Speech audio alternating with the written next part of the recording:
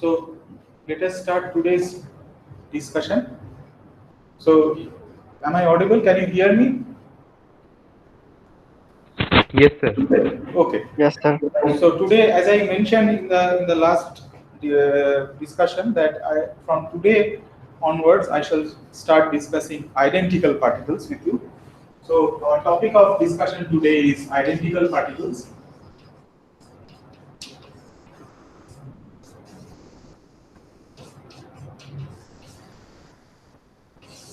This is what we want to discuss, and maybe you know what identical particles are.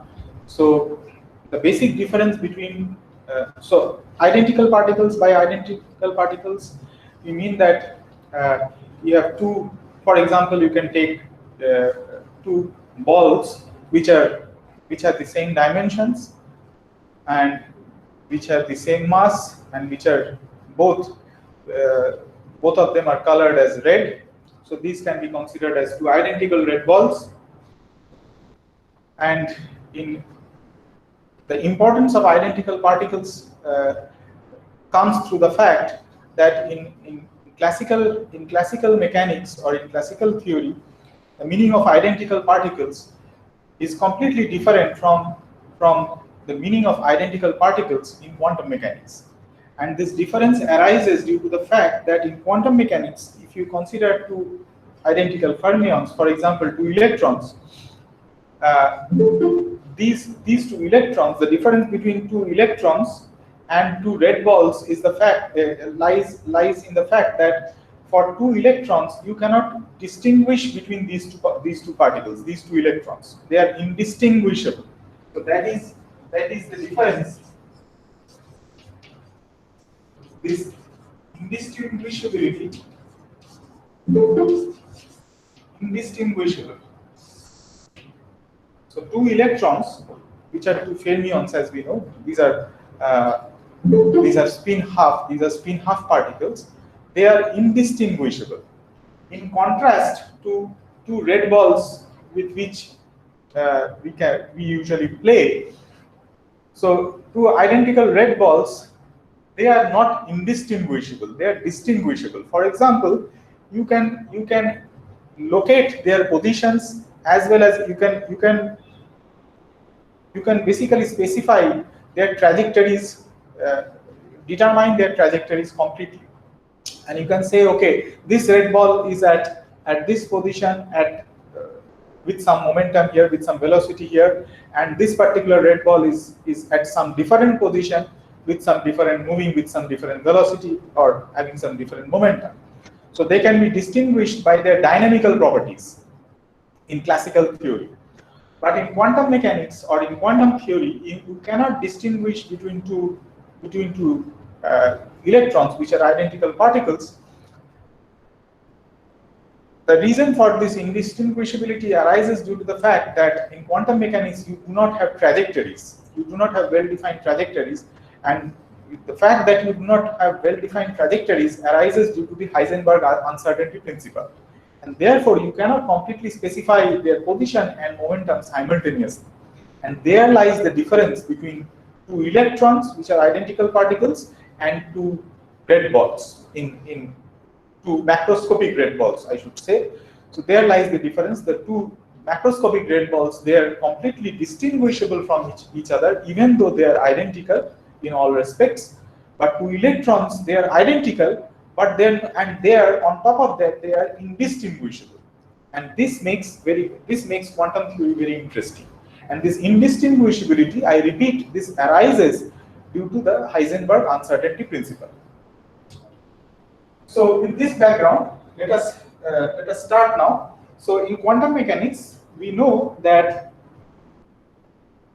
the state of a system is described by the wave function of the system, right?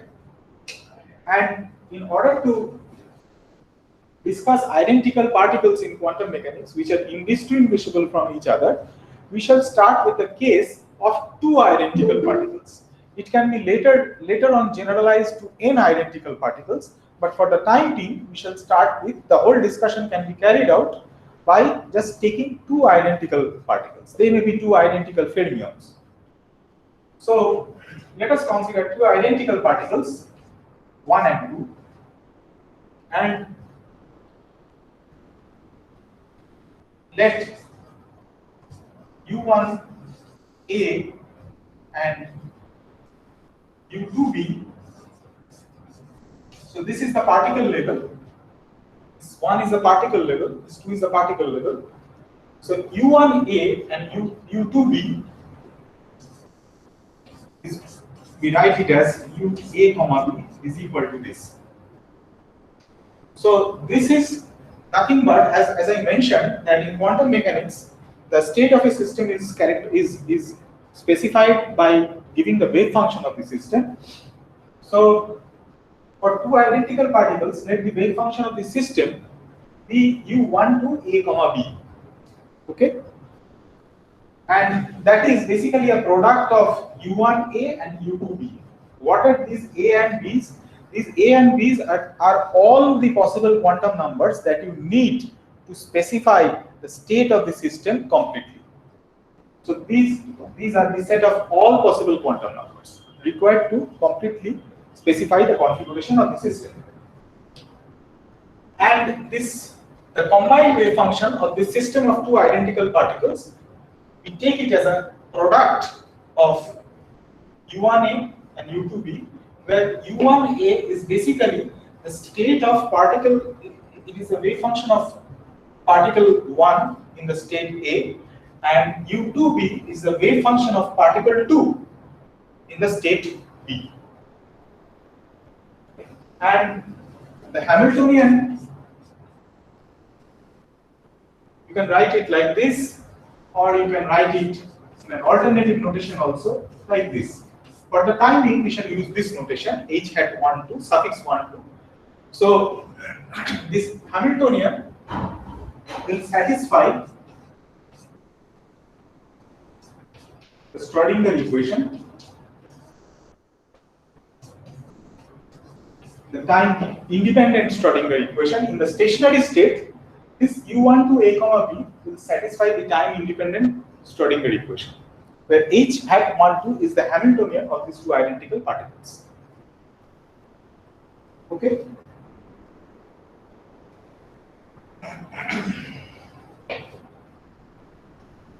Now, and as I mentioned that this is the same as h hat 1. So the product wave function, which is the wave function of the combined system of two identical particles, U12A comma B, is basically an eigenstate of this Hamiltonian h hat 1 2 of two identical particles, and this satisfies this equation. Now let us interchange the two identical particles, right? Let us interchange. So if I interchange, then this will become h hat 21, and this will become h21 A comma B, and this will be equal to E U21 A comma B. I've just interchanged the two identical particles now. And what is U21 A comma B? U21 A comma B is U2A and U1B.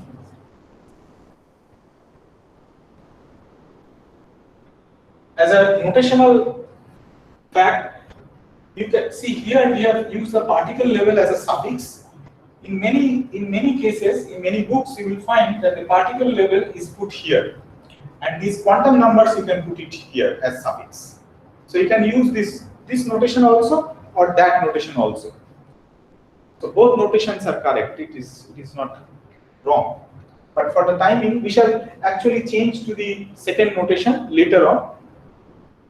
But for the timing, you just take this notation. This basically tells you this U2A is now the wave function of particle 2 in the state A. U1B is the wave function of particle 1 in the state B. So this equation we get after interchanging.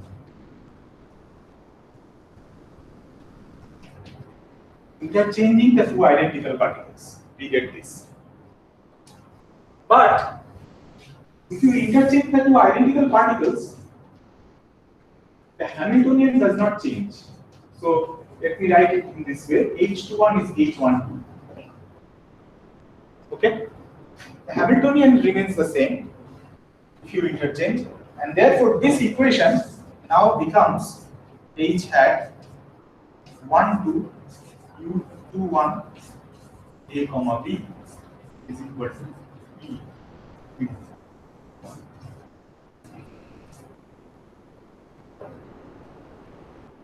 Okay. So you have this equation and you have this equation. So these two equations tells us that U12 A comma B and U21 A comma B are both eigenfunctions of the Hamiltonian with the same energy eigenvalue E. They both have the same energy eigenvalue. So they are simultaneous eigenfunctions of the Hamiltonian of the two identical particles belonging to the same energy eigenvalue E. So this fact that U21 A comma B and U12 A comma B are both simultaneous eigenfunctions of the Hamiltonian corresponding to the same energy eigenvalue E is called exchange degeneracy. So you see that there is a degeneracy because there are two eigenfunctions which have the same energy eigenvalue. So there is a degeneracy, and this degeneracy is called exchange degeneracy. You can understand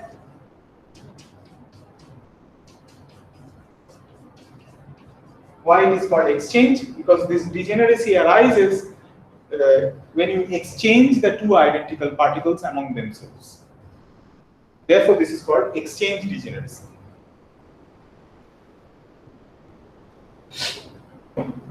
So,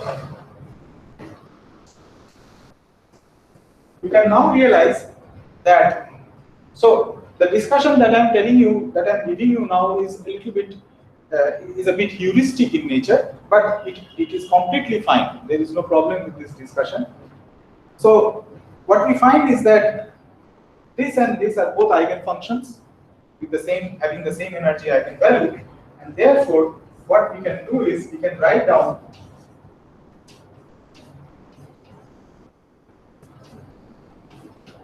the general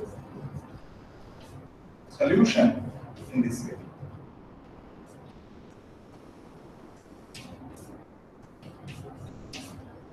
So this is the general solution.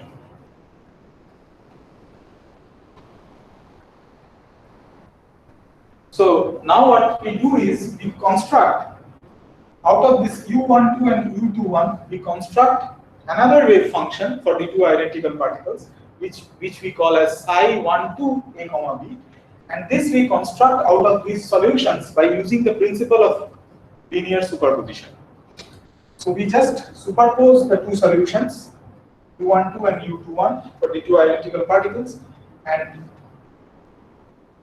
construct this solution psi12, and you can immediately see that H hat 12 acting on psi12 A comma B is equal to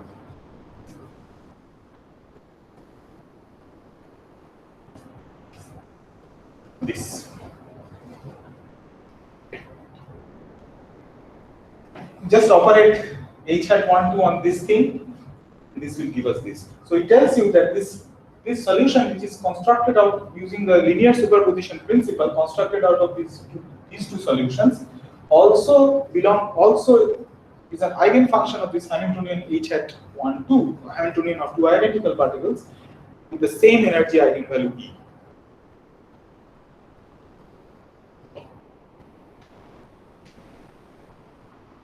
Okay.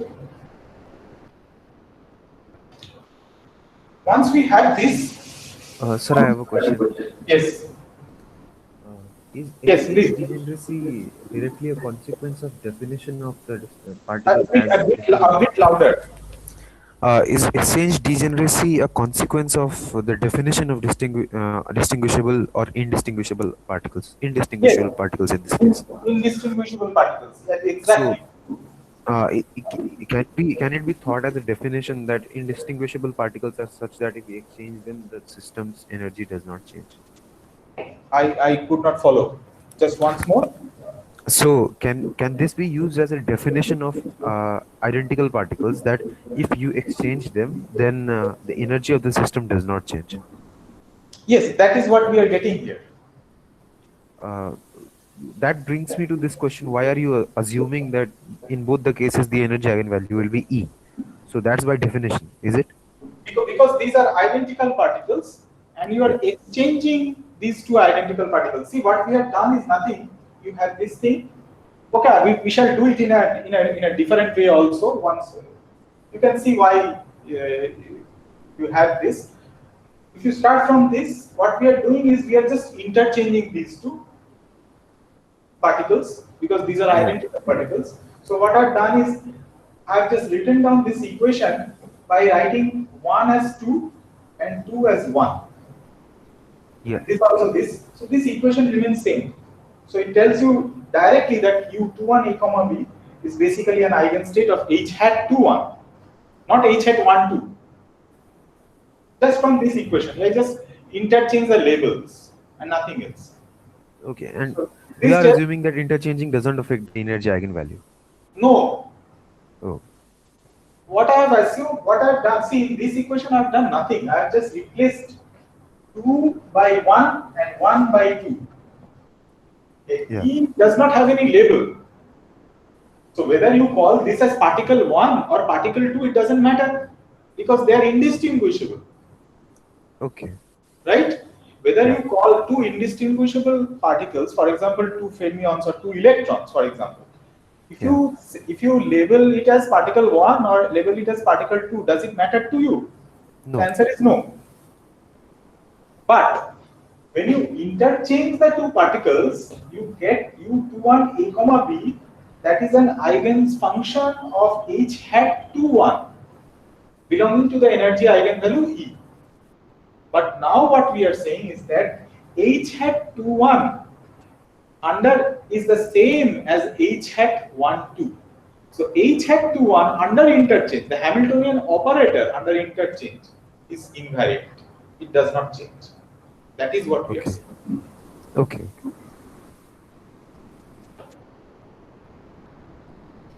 Okay. So let us proceed from here.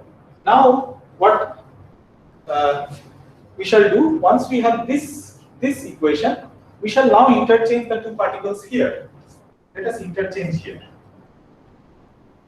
So if we interchange and using the fact that H hat, so if we interchange here, just where is the duster? The duster is here. So if you interchange the two particles here, then I will get psi 21 A comma B will be equal to A. So once again you see I'm just calling 1 as 2 and 2 as 1 in this equation and doing nothing else. That you can always do. So if you do that, then you will get U21 A comma B plus B. So this was U21. So under interchange it will be U12.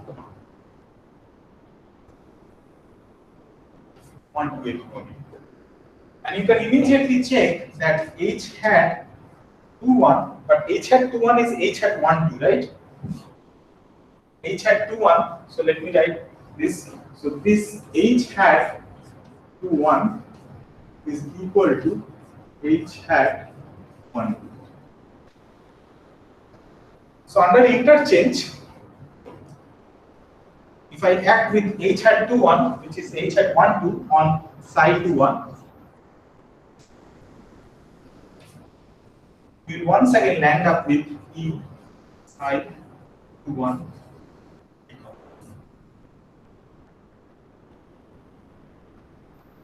Okay, so this follows immediately.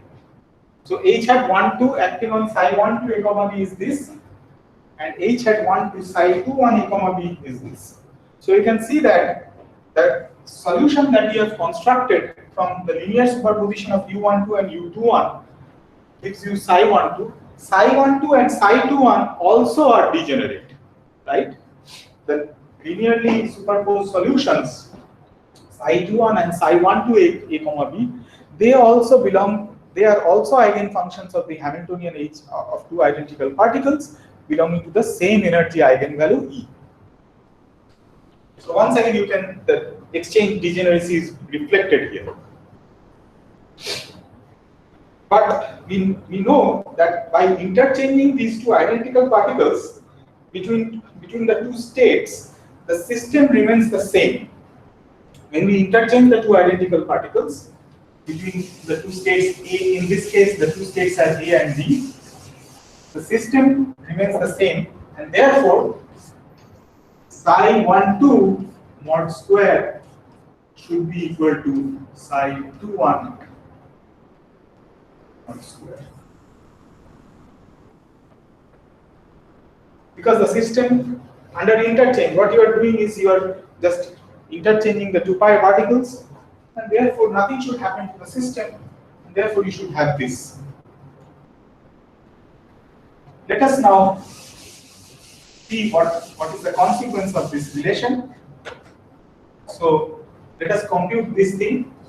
Psi 12 mod square is, if you compute this, you will get A star 12 star. So you have to compute this from here. So 12 star A comma B plus B star. So in general, A and B are complex numbers. Therefore, that is why we take this as A star and B star. So we will get U21 star A comma B, and then we will have A U12.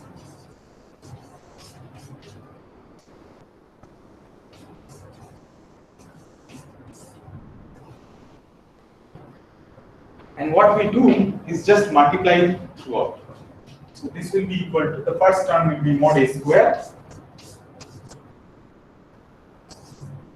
U12 star, writing this. So this will give us, so when you multiply this with this, you get a, I'm not writing the A and B's anymore, but they are there. You should remember that this is A comma B. So this gives you this term, then this with this is plus B star A U star 21 and U12. Then this with this plus A star B U star 12 1 plus mod B square U2 U star 1.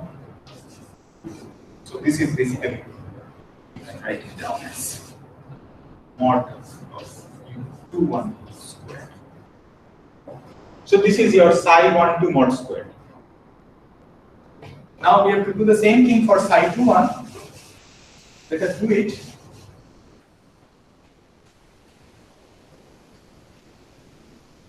Sir, Yes. if the system does not change under the exchange of particles, then why can't we write both the wave functions as same instead of doing the square? Sorry. I mean, why can't we write psi 12 equal to psi 21? Oh, you want to write psi 12 as psi 21. Yes, But if first of all, you should remember one thing, that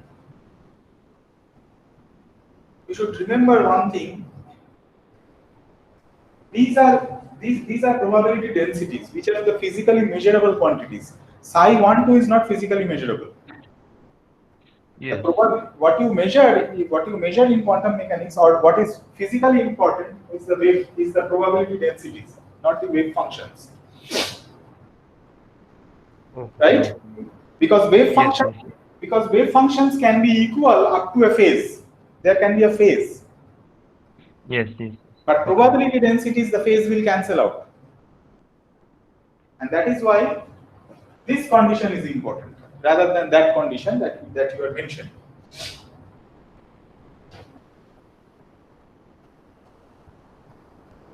Okay. You can see what will happen from here. You will immediately see, and then you can actually, once you get that, you will see what will happen to this psi12 and psi21. So what we are basically saying is that, see, this psi12 and psi12 and psi21, which I have removed already. This is psi12, and you have psi21, which is also an eigenfunction of this Hamiltonian of two identical particles with the same energy eigenvalue. So this actually tells you that psi12 and psi21, these two wave functions, they fall to different. They are two different wave functions. They are two different eigenfunctions, but they have the same energy eigenvalue. And we will see what we get out of it. And what we know further is that when we say that the system remains the same, it is the physically measurable quantity that remains the same, and that is the probability density, not the probability amplitude. Psi12 is the probability amplitude. Now let us compute this psi21 mod square, and if you compute this, you can do it immediately.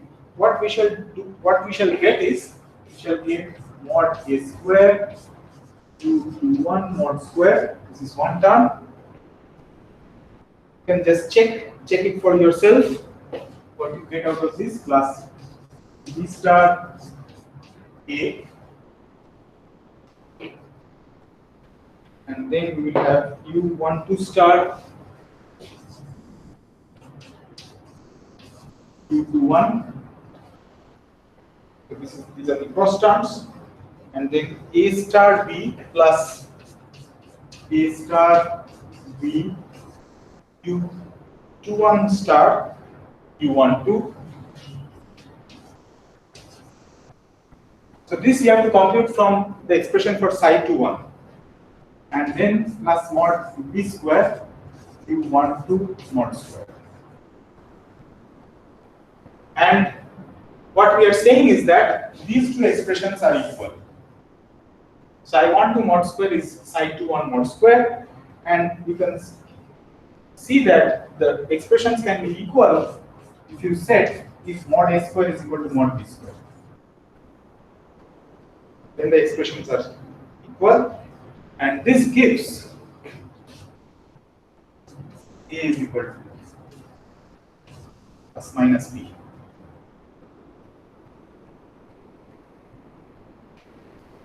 Okay. So these two expressions are equal only if you have mod a square is equal to mod b square. From these two expressions, from this equality, and from this equality, you immediately get that a is equal to plus minus b. Okay. And let us set mod a is equal to mod b equal to 1. Let us make this choice. Okay. So if you do that, you will immediately get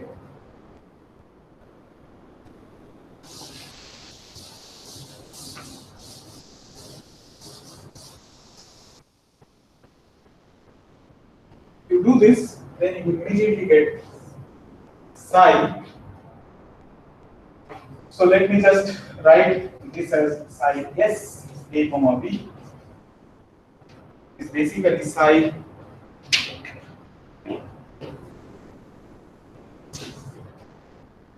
1, 2, a comma b, but with a is equal to plus b. Let us take this plus b sign now.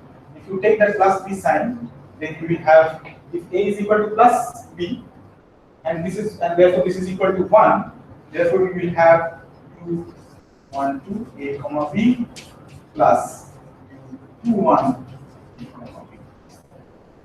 And this we call as psi s a comma b.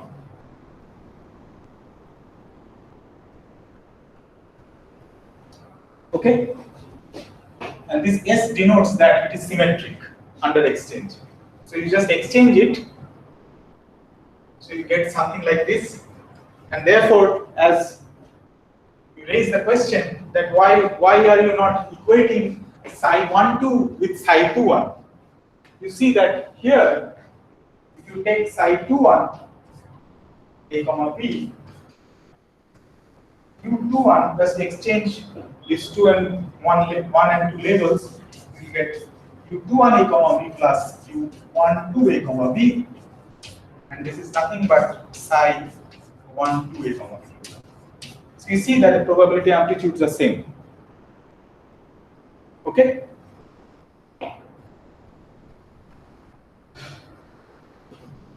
So in this case, indeed, you get this condition. And this is a symmetric state, where a is equal to b is equal to plus 1. But now, let us take a is equal to minus b from here.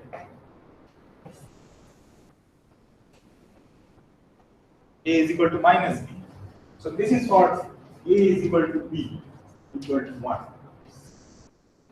Now let us take the second case, where a is minus b and a is 1. So case 2 is this. This is case 2.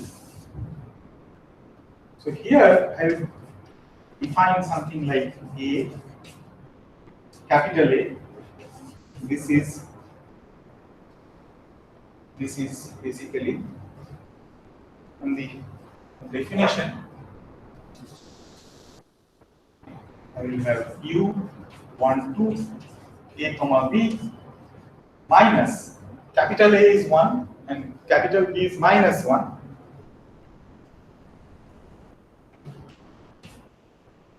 Okay? And so this is the thing that we get from here, and you can immediately see that if you call this as your psi 1, 2, a comma b, we call this as psi 1, 2, a comma b, then you just interchange. If you write psi 2, 1, a comma b from here, so interchange 1 and 2 now, this equation, you will get psi 2, 1, a comma b minus u 1, 2, a comma b, and from here this is psi 1, 2, a comma b. And now you can see why I have not equated psi 1, 2 with psi 2, 1, because in this case you find that when you interchange psi 1, 2, interchange the two particles, psi 2, 1 is basically equal to minus psi of 1, 2. As I mentioned to you, that if the probability amplitudes are never equal, they can be equal up to a phase, and this is the phase. The minus sign is basically e to the power of I pi, and therefore this is the phase. So probability, had you equated both of them, then you have to keep into account a phase when you interchange. But when you take mod square of that, which are basically probability densities, you don't need to worry about phases, because when you mod it and square it up, the phases are gone. There are no phases. Okay? So now you can see that the consequence of indistinguishability among two particles, among two identical particles, from here you can see that you can have two kinds of states. One is the symmetric state. This is the symmetric state where the state is symmetric under interchanging of the two identical particles, and the other state is the antisymmetric state. So this capital A stands for antisymmetry. So the other state is the antisymmetric state, which is antisymmetric under the exchange of two identical particles. And this is the exchange degeneracy, because you can immediately see that if you act with the Hamiltonian of the two identical particles, so H hat 1, 2 acting on psi s will give you E, because both of these gives you E. So E will come out. So psi s and both psi a, both of them are eigenfunctions of the Hamiltonian of two identical particles with the same energy eigenvalue E. But these two states are different. One is a symmetric combination of the two identical particles, the other is a antisymmetric combination. And let us see the consequence of this antisymmetric state. So the consequence is immediate. If you just set psi a to set the two states to be the same. So A and B, you remember that these are the states of the states in which the particles belong to. So if you set the two states as the same state, A and B are equal, then you will get, if you set A, B equal to A here, so this becomes U12 A comma B, and this is U21 this thing, and so let us do it. This will become U12 A comma A minus U21 A comma A. By definition, but what is U12 A comma A? By definition, it is U1A times U2A. And what is U21 A comma A by definition? This is U2A and U1. Right? Therefore, this is equal to 0. So the antisymmetric state, when you set the quantum numbers of these two identical particles in the antisymmetric state to the same value, the wave function vanishes. And this is nothing but the Pauli exclusion principle. This is the Pauli exclusion principle. It tells you that no two electrons can sit on top of each other. No two electrons can have the same set of quantum numbers. If they have the same set of quantum numbers, then the wave function of those two identical electrons, of those two electrons, will be 0. And this follows from this formalism of identical particles, from the concept of indistinguishability. You get the Pauli exclusion principle. And this Pauli exclusion principle, as we know, is very, very important for the understanding of the periodic table of elements. The way in which the elements are arranged in the periodic table, and also the electronic configuration of those elements. This Pauli exclusion principle plays a very important role in the understanding of the periodic table of elements, and also the electronic configuration of each of the individual elements in the periodic table.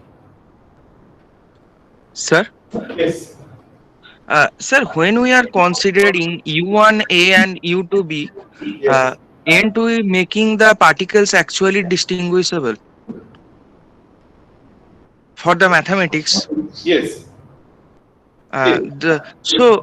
Isn't Pauli exclusion principle outcome for that distinguishable nature that we have started with? Not distinguishable nature, indistinguishable nature.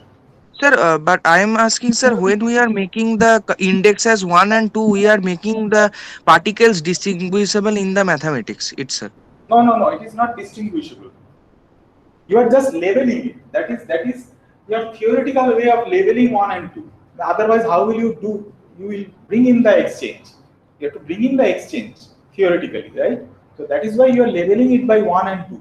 But actually, they are completely indistinguishable. Okay, sir, I got it. Yeah. They are indistinguishable. Yes, sir. I understood. Okay. Now, one more important remark that I would like to make here. See, the fact that they are indistinguishable in quantum mechanics, this fact actually tells us that it is not what should I say? It is not good in quantum mechanics to talk about the position and momentum of the particles. It is not good to they are not good objects because you cannot specify trajectories. What you should talk about in quantum mechanics are wave functions. So that actually so everything in quantum mechanics is described in terms of wave functions, and these wave functions have this probabilistic interpretation that mod square of wave function is the probability density. So in quantum mechanics, everything is described in terms of probabilities. And why is it that you have to bring in a probabilistic picture in quantum mechanics? It is due to the indistinguishability of the particles. Had the particles been distinguishable from each other, then we would not require any concept. We would not require to bring in the concept of probability. Since they are indistinguishable, therefore their description is in terms of the laws of probability. That is why you are talking about wave functions. Yes. Okay. So you can see that you get the Pauli exclusion principle from the antisymmetric state. This is one important thing, and you can do the same thing here. You can set P is equal to A over here. So this will give you U1 to A comma A plus U21 A comma A, and then you can break it up, and then you will see that this symmetric state does not vanish, even if the two set of quantum numbers are same. And now it is said that the particles whose wave functions vanish when the two set of quantum numbers are same, they are basically fermions.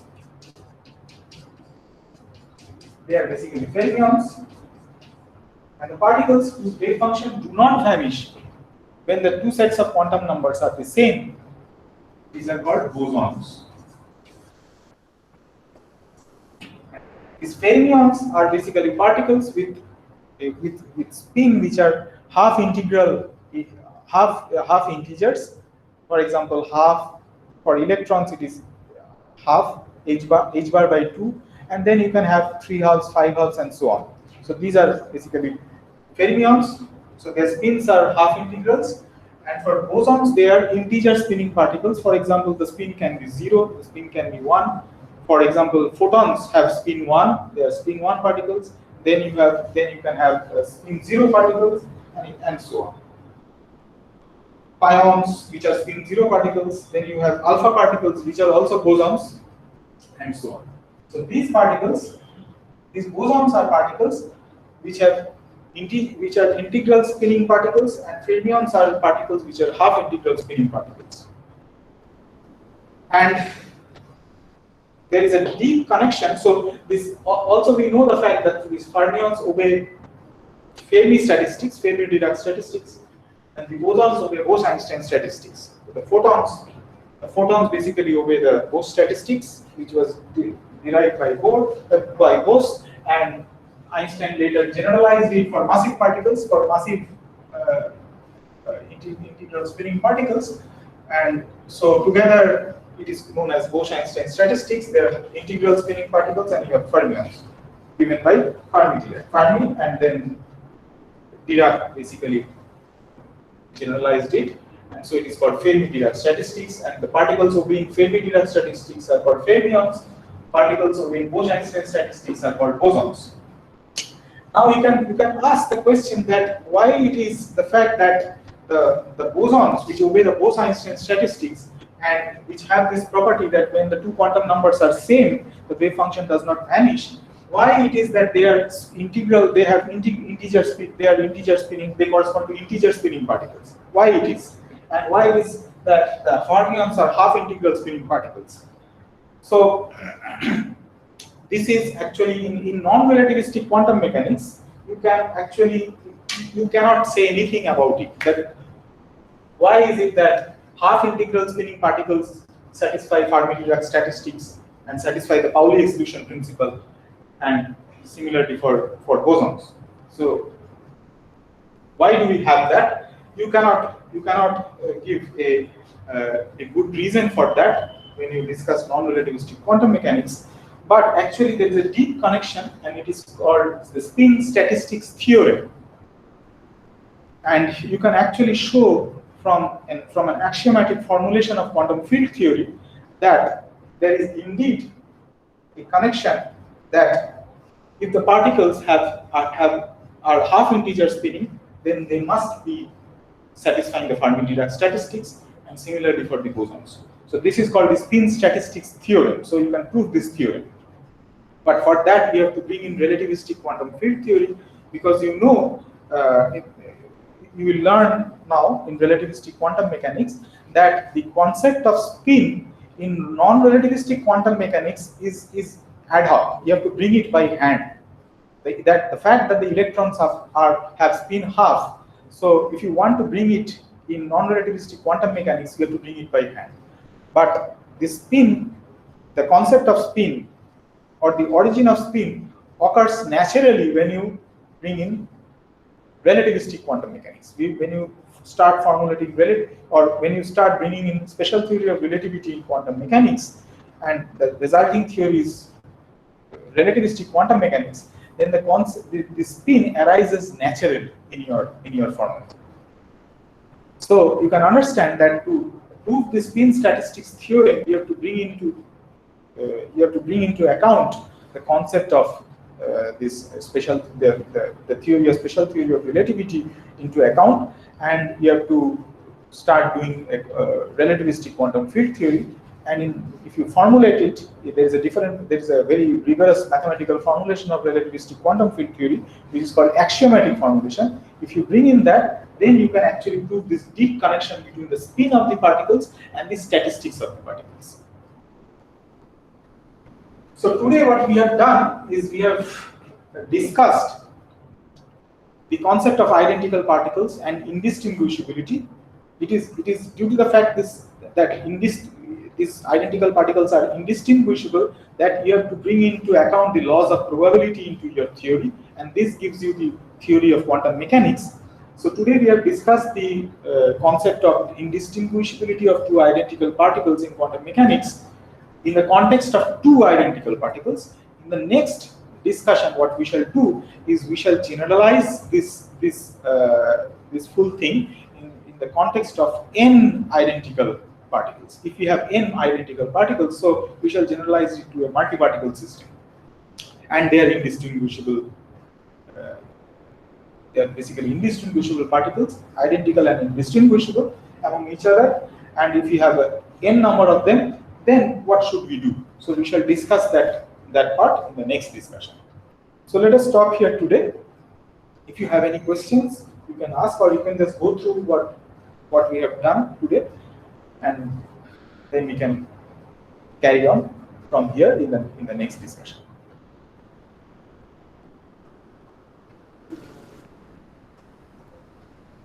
Sir, which book should we read for this part? You can get it in Feynman and Gibbs. No, in Feynman and Gibbs you will not get this, because Feynman and Gibbs is path integral form. It talks about the path integral formalism. You can get identical particles in any quantum mechanics book, but just follow what I am doing in the lecture. That would be enough. Okay, sir. Okay, what I am doing is in the lecture you just go through the lecture notes, and also if possible you can just see the video once again.